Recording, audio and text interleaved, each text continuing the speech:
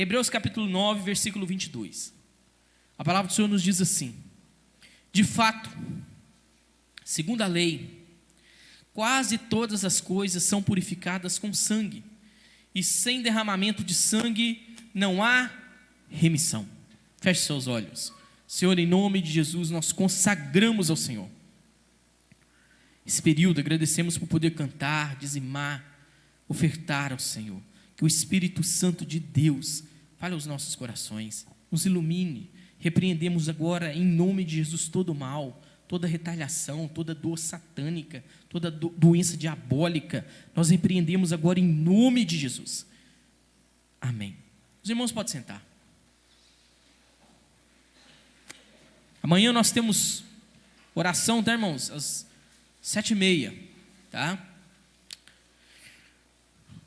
Logo na abertura do culto, os irmãos começaram a falar sobre o sangue de Jesus. O sangue de Jesus. O sangue precioso do Cordeiro de Deus.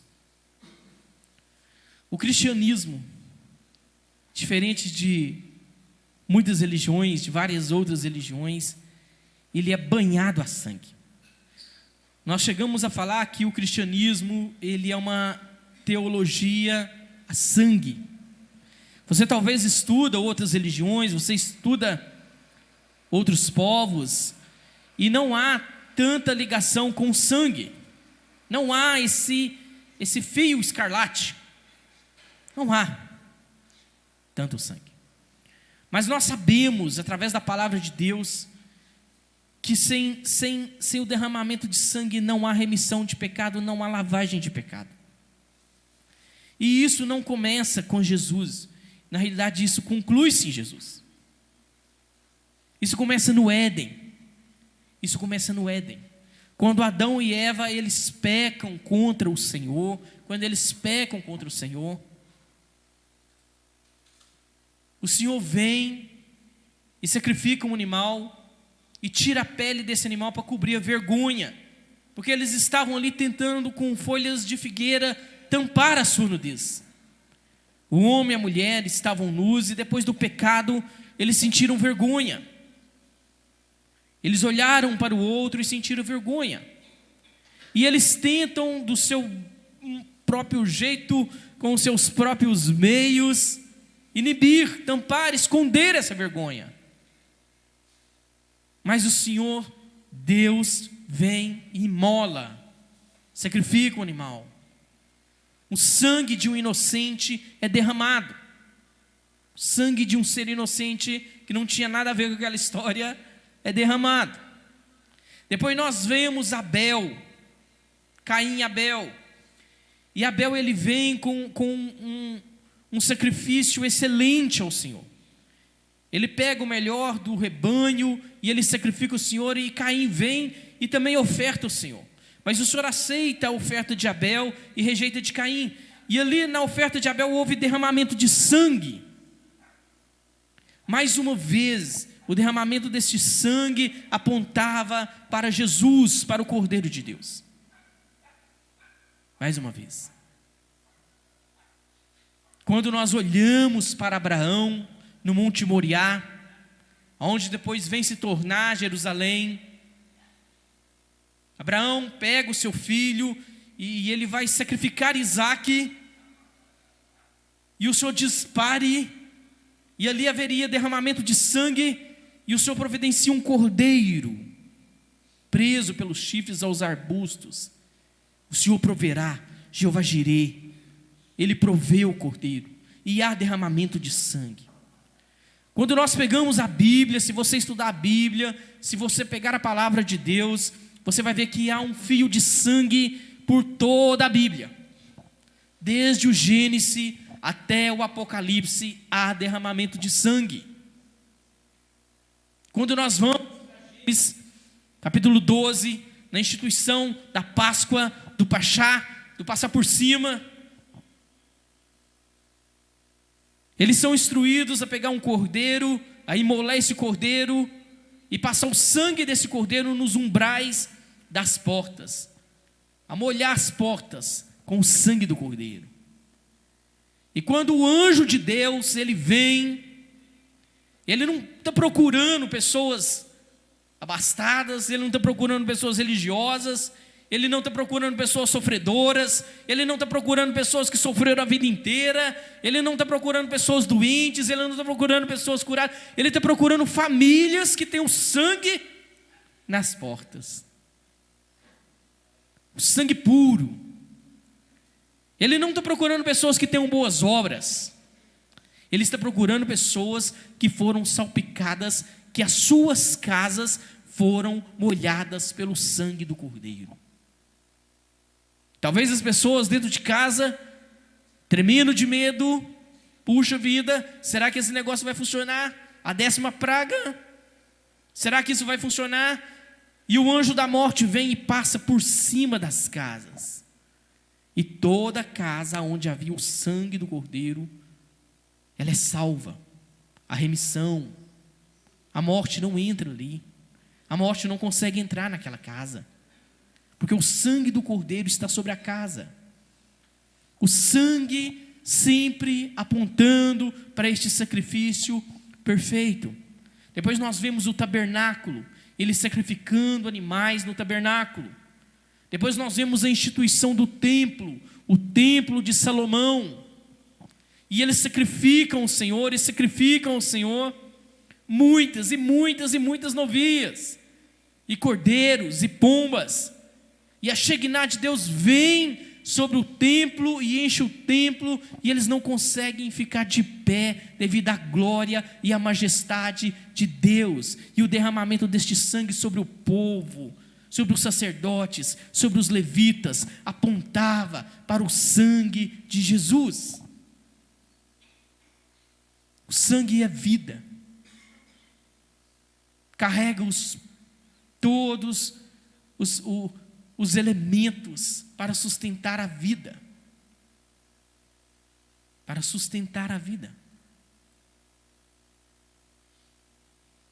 Deus, nós vivemos em um país que gosta sempre de dar um jeitinho nas coisas. Gosta de dar um jeitinho nas coisas. Jeitinho brasileiro. Nós somos famosos por isso. Somos famosos, vamos dar um jeitinho nesse negócio aqui. Essa semana, na hora que eu fui chegando aqui em Araújos,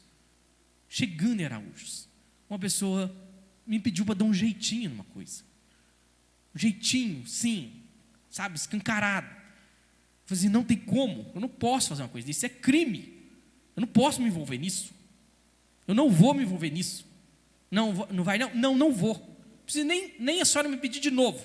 Eu fui também grosso. Não precisa nem me pedir de novo, isso é crime, eu não vou me envolver nisso. Não vou. Mas nós vivemos em um país onde as pessoas gostam de dar um jeitinho. Elas gostam de dar um jeitinho brasileiro. Mas Deus não tem jeitinho brasileiro. Não há jeitinho brasileiro com Deus. Quando nós pecamos, quando Adão pecou, você está achando que Deus é aquele pai relaxado, sabe? Não, você pecou, foi só um pecadinho, não tem importância não, isso é coisa à toa. Vou fingir que nem vi. Deus não tem por inocente o culpado. Quando você chega diante de Deus, saiba, os seus pecados chegam também. Quando você vai diante de Deus, Ele está vendo os seus pecados. E Ele não dá aquele jeitinho, não, vou fazer de conta que eu não estou vendo. Vou tampar aqui e vou fazer de conta que não estou enxergando nada. Não. As coisas não são assim. As coisas não são desse jeito. É exatamente por isso que, por causa desse pecadinho, dessa coisa minúscula, insignificante, que o diabo fica soprando no seu ouvido, que não tem importância, essa maledicência, sabe? Esse negócio assim, eu vou te contar uma coisa, mas você não conta para ninguém não. Eu vou te contar uma coisa, mas eu não vou te contar quem me contou não. Isso é maledicência, o orgulho, a soberba. Não, eu não preciso me arrepender, não. Eu sou o top. Eu não tenho nada para que me... Se nós negamos que não temos pecados, nós fazemos ele de mentiroso. Nós fazemos ele de mentiroso. Sabe esse pecado que os demônios vêm, sabe, e fala na sua mente assim, tentando ocultar a sua consciência, tentando assim calar a sua consciência. Não tem importância não. Todo mundo está fazendo isso hoje em dia. Tentando ocultar, sabe, tentando camuflar e matar ali o grito da sua consciência de que as coisas estão erradas. Um ato de loucura. Você não coloca óleo no carro. Você sai no carro. Ele acende a luz vermelha. Funde o motor por falta de óleo. Você pega o martelo e quebra a luz vermelha porque você fica com ódio dela. Você resolveu o problema? Isso é loucura. As pessoas vivem desse jeito. As pessoas estão vivendo em pecado. A sua consciência está acendendo uma luz vermelha. Elas se sentem culpadas. Elas se sentem manchadas, elas sabem que elas estão erradas, elas preferem destruir a luz vermelha, apagar essa luz, camuflar o sentimento de culpa, procurar outras coisas para sair do sentimento de culpa, do que corrigir o que tem que ser corrigido. As pessoas preferem viver uma vida de loucura, do que corrigir os seus erros, do que chegar diante de Deus e falar assim: eu sou um pecador, eu preciso ser lavado no sangue do Cordeiro, eu preciso ser lavado, assim como está no Salmo 51, lava-me Senhor, lava-me, cura-me e eu serei curado, lava-me e estarei limpo. Mas as pessoas querem viver sufocando, elas preferem sufocar as suas consciências, fingir de que não está errado, de que não tem nada errado, do que corrigir suas vidas. Do que corrigir suas vidas. Abra sua Bíblia aí.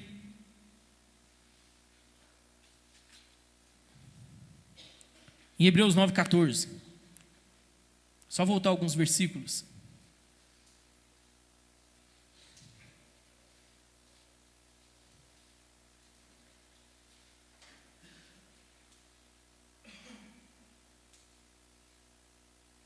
Olha só o que diz o versículo 13. Portanto, se o sangue de bodes e de touros e a cinza de uma novilha, aspergidos sobre os contaminados, os santificam, quanto à purificação da carne, quanto mais o sangue de Cristo, que pelo Espírito eterno a si mesmo se ofereceu sem mácula a Deus, purificará a nossa consciência de obras mortas, para servirmos ao Deus vivo.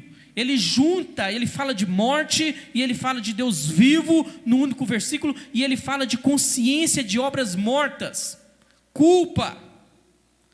Você que vive culpado, você que vive com peso na consciência, você que se sente culpado, somente o sangue de Jesus pode te lavar, somente o sangue de Jesus pode te purificar.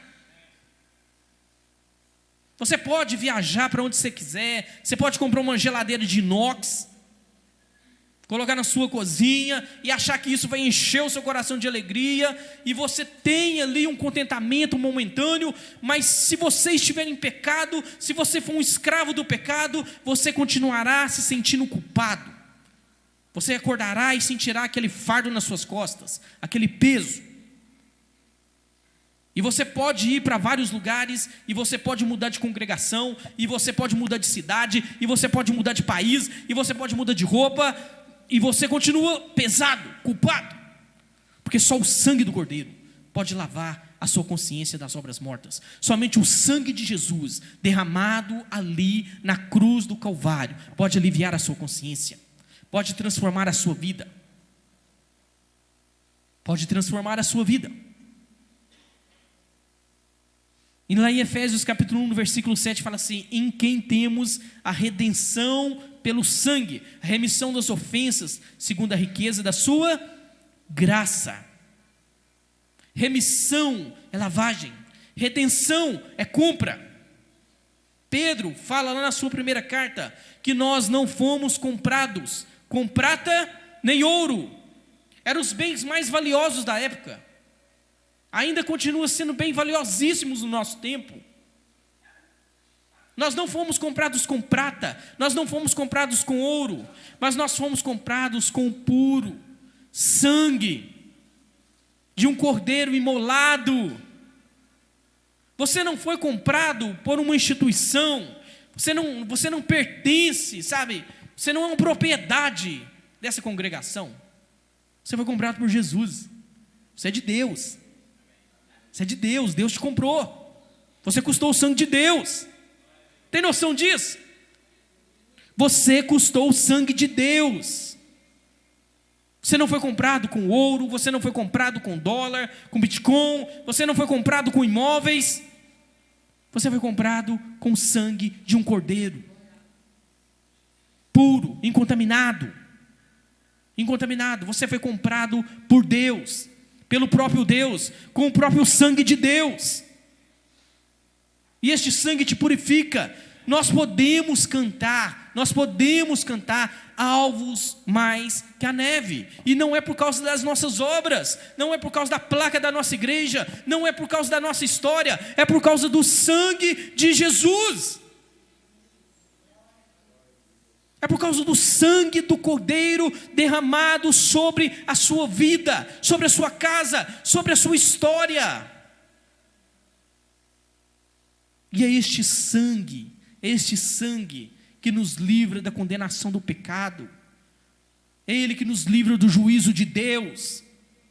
Pega a sua Bíblia aí em 1 João capítulo 1. Abra lá no versículo 7.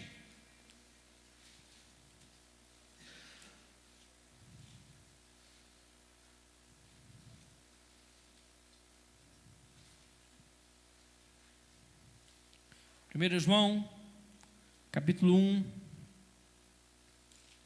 nós vamos ler o versículo 7, que nos diz assim: se andarmos na luz, como Ele está na luz, mantemos comunhão uns com os outros, e o sangue de Jesus, seu Filho, nos purifica de... A única coisa que pode nos purificar do pecado, a única coisa que pode destruir o poder do pecado sobre as nossas vidas, é o sangue de Jesus. A pessoa que vive na prática sobre o domínio do pecado, ela ainda é um escravo do pecado, porque ela ainda não foi lavada no sangue, ela não se entregou ao sangue, ela não reconheceu o sacrifício de Jesus ali na cruz do Calvário. Romanos capítulo 8, versículo 1 fala: aquele que está em Cristo, nenhuma condenação há mais sobre ele. Romanos 6,14 fala que o pecado ele já não tem mais poder sobre nós. Por quê? Porque o sangue do Cordeiro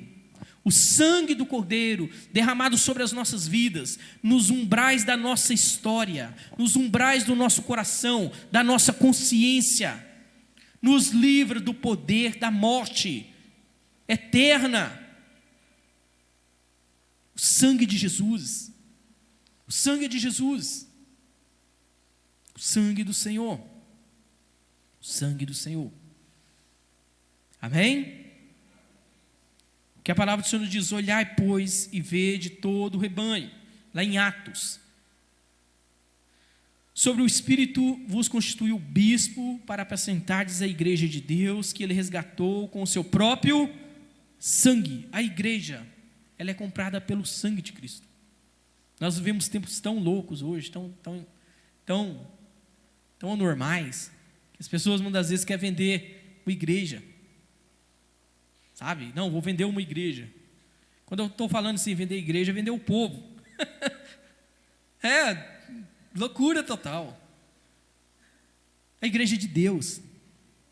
A igreja não é minha. Deus enterra os seus pregadores. Deus sepulta os seus homens. A igreja não é minha, a igreja não é sua. A igreja é de Deus. Amém? A igreja de Deus.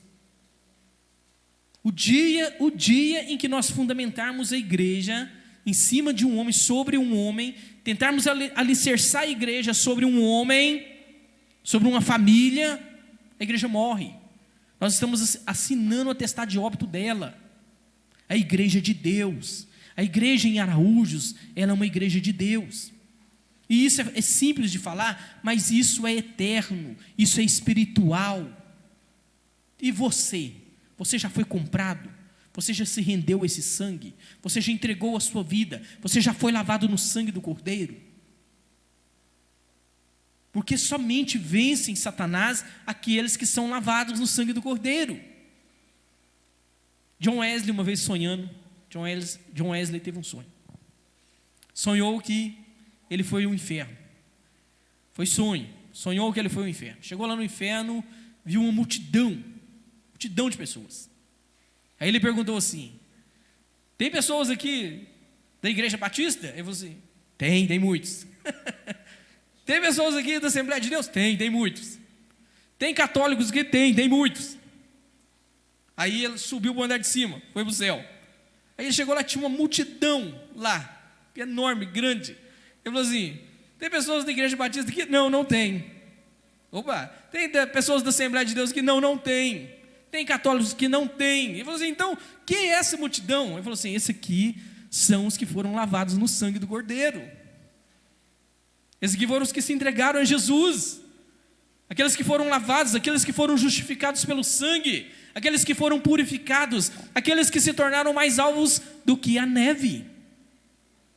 Esses são os que estão aqui. Esses são os que estão aqui. A morte de Jesus, hoje nós estamos aqui para celebrar o memorial do corpo e do sangue do Senhor. Mais uma vez, estamos anunciando a morte do Senhor e esperando a sua vinda. E estamos nos lembrando do teu sangue, estamos nos lembrando do corpo que foi rasgado. É por isso que lá em 1 Coríntios 11 fala assim, que cada um julgue a si mesmo. Tu tem que dar uma examinada na tua vida, na sua história, se você foi lavado, o poder do pecado sobre a sua vida. Se você foi lavado no sangue do Cordeiro, no sangue de Jesus, se o sangue foi jorrado sobre os umbrais da sua história, da tua casa, do teu coração, o pecado não tem força sobre ti. Ele te atenta, mas tu não és um escravo do pecado.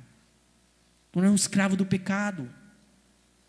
Tu não é um escravo do pecado. Abra sua Bíblia em Apocalipse, capítulo 12, versículo 11. Olha o que a palavra do Senhor nos diz sobre a vitória, sobre Satanás.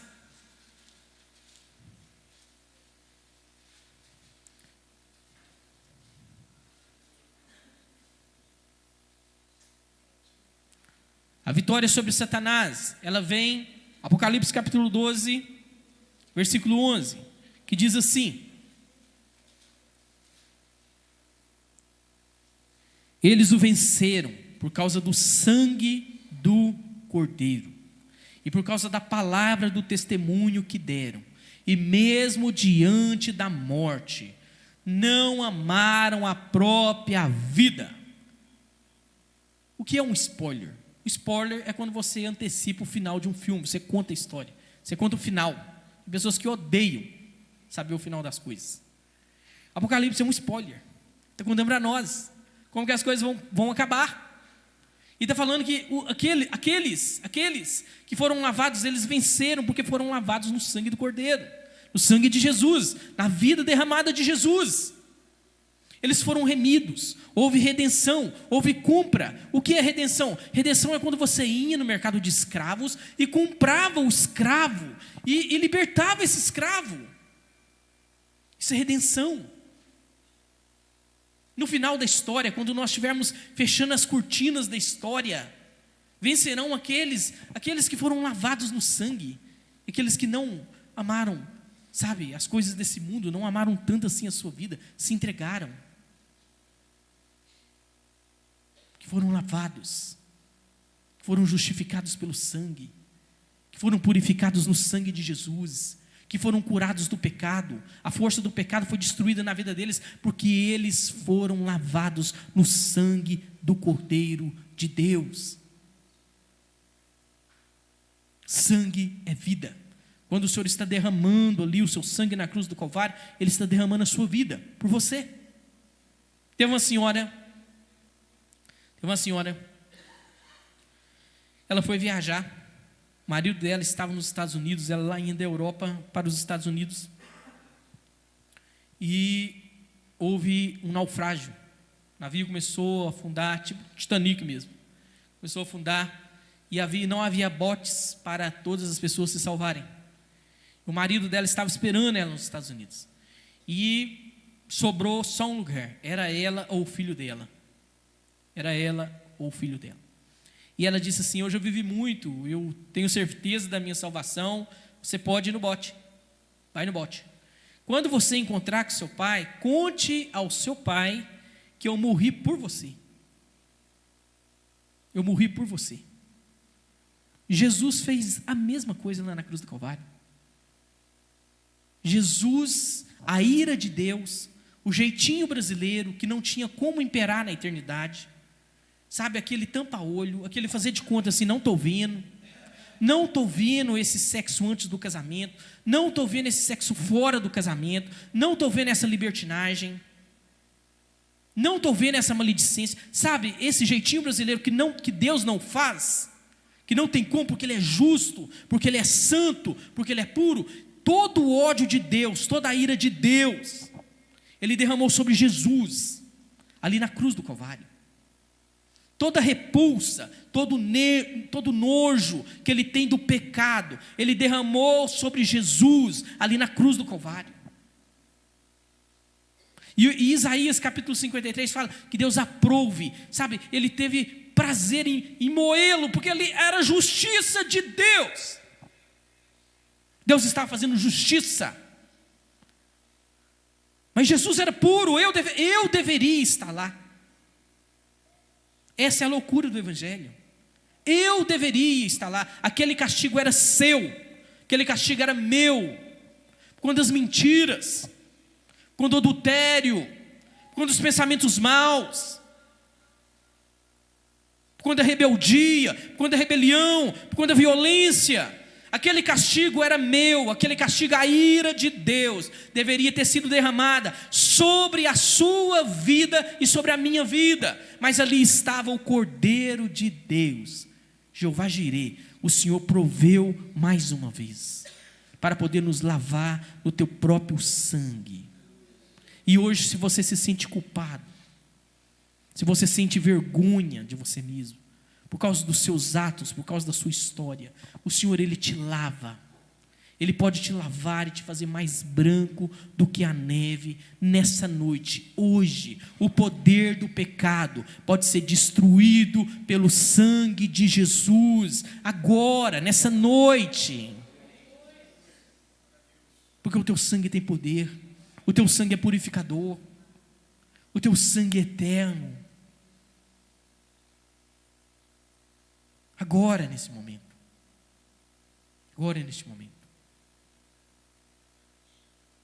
Eu queria que todos se colocassem de pé.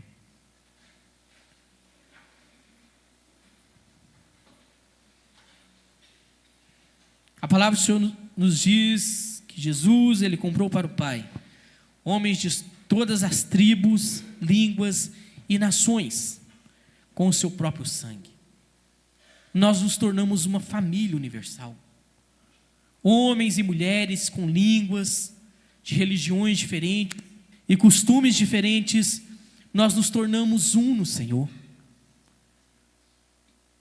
Aquele sonho de ser uma família grande, perfeita, nós só conseguimos isso no sangue de Jesus. Eu queria que todos fechassem os seus olhos.